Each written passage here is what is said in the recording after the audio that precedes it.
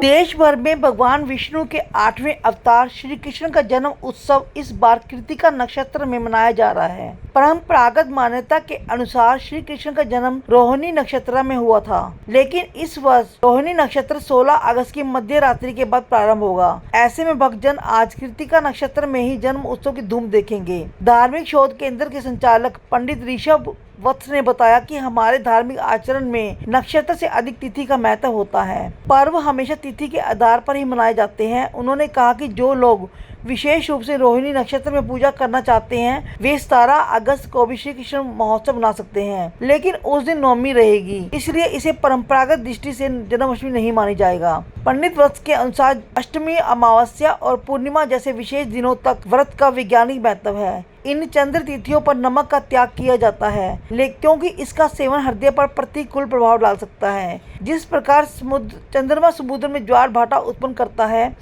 उसी प्रकार यह मानव शरीर के द्रव तत्वों पर भी असर डालता है। उन्होंने बताया कि गृहस्थ जन आज व्रत, पूजन और उत्सव करेंगे, क्योंकि यह दिन भगवान के जन्म उत्सव का प्रतीक है। इस जन्म अष्टमी पर अमृत सिद्धि और स्वार सिद्धि योग का संयोग भी बन रहा है, जिससे इस पर्व का महत्व और बढ़ गया है। देश विदेश में श्री कृष्ण जन्माष्टमी का महोत्सव बड़े हर्षोल्लास से मनाया जा रहा है। अष्टमी को लेकर क्या कुछ समय रहेगा और 15 को भी संभावना है, 16 को भी, कब जन्माष्टमी मनाई जाएगी?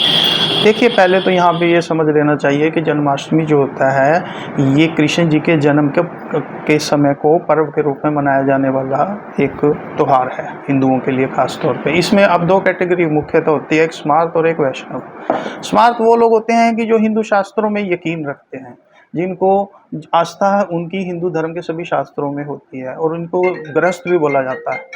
और वैष्णव वो लोग होते हैं जिन्होंने किसी गुरु से दीक्षा ली है, ठीक है, जो किसी एक विशेष संप्रदाय के अंदर जुड़े होते हैं। तो यहाँ पर हमेशा ही जन्माष्टमी 2 दिनों में मनाई जाती है, जिसमें एक गृहस्थ के लिए होती है, एक वैष्णव के लिए होती है। तो गृहस्थ के लिए ये 15 तारीख की बनती है और वैष्णव के लिए ये 16 तारीख। क्योंकि यहाँ पे मैं एक बात स्पष्ट कर देना चाहूँगा कि वैसे जब कृष्ण जी का जन्म हुआ उस वक्त रोहिणी नक्षत्र था और अष्टमी तिथि थी, जो इस बार योग इकट्ठा नहीं है।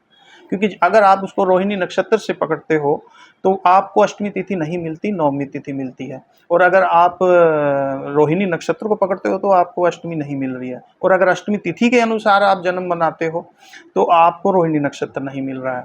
तो लेकिन वैसे भी एक आम जनसाधारण में भी तिथियों का एक विशेष महत्व होता है, और पर्व तिथि के अनुसार ही ज़्यादा मनाए जाते हैं। दोनों में अगर नक्षत्र को और तिथि में कंपैरिजन किया जाए तो किसी व्यक्ति का भी जो जन्म होता है उसमें उसकी तिथि महत्वपूर्ण होती है। जन्म के में नक्षत्र की एक अलग इंपॉर्टेंस होती है, वो कुंडली के अनुसार होती है, वो उसके जन्म दिवस के अनुसार कम महत्व रखती है।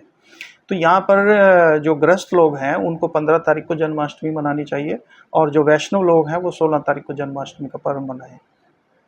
सर, ये तो कुरुक्षेत्र से क्या लगा हुआ भगवान कृष्ण का, क्योंकि जन्माष्टमी बड़ा इंपॉर्टेंट, मोस्टली लोग व्रत रखते हैं, भगवान को खाना को जुड़ा दिया। देखिए, मैं पहले एक बात बताता हूँ आपको कि व्रत एक ऐसी चीज़ होती है कि जो मैक्सिमम अष्टमी को व्रत कराया जाता है, पूर्णिमा को कराया जाता है, अमावस को कराया जाता है, और उसका सबसे बड़ा कारण मेडिकल भी है।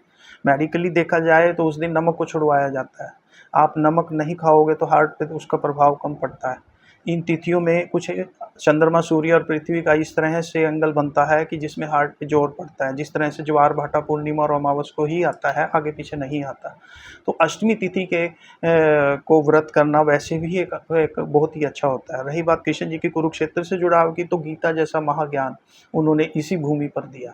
इसीलिए यहाँ पर शुरू से ही, मतलब जब से हिंदू समाज अपने ग्रंथों के प्रति जब से उसने जागरूकता रखी है, तो गीता का जो ग्रंथ है वो एक अपना अलग महत्व रखता है, और जितना वो महत्व रखता है साथ ही कुरुक्षेत्र का नाम भी लिया जाता है।